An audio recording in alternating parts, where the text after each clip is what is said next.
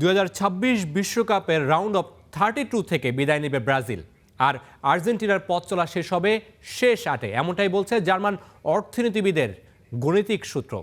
শুধু তাই নয়, চ্যাম্পিয়ন হবে নেদারল্যান্ডস, তাও আবার ক্রিস্টিয়ানো রোনালদোর পর্তুগালকে হারিয়ে।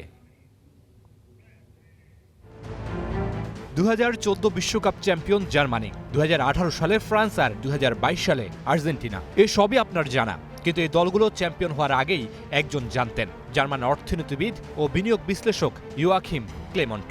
2026 বিশ্বকাপ নিয়েও ভবিষ্যৎবাণী করেছে ক্লেমন্টের গাণিতিক মডেল। সেখানে শিরোপা জিতছে কে,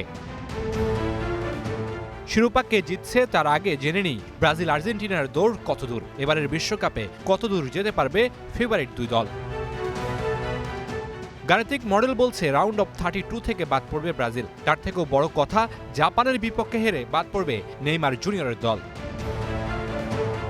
আর্জেন্টিনা দৌড়াবে আর একটু বেশি, মেসিতে ভর করে শেষ 8-এ খেলবে আলবিসেলেস্তেরা। তবে সেখানেই শেষ তাদের 2026 বিশ্বকাপ যাত্রা, এমনটাই বলছে ক্লেমন্টের গাণিতিক মডেল। 2026 বিশ্বকাপ খেলবে ক্রিস্টিয়ানো রোনালদোর পর্তুগাল আর নেদারল্যান্ডস। সেখানেই রোনালদোকে কাঁদিয়ে প্রথমবারের মতো বিশ্বকাপ জিতবে নেদারল্যান্ডস, এমন ভবিষ্যৎবাণী করেছে জার্মান অর্থনীতিবিদ ও বিনিয়োগ বিশ্লেষক ইয়োয়াখিম ক্লেমেন্টর।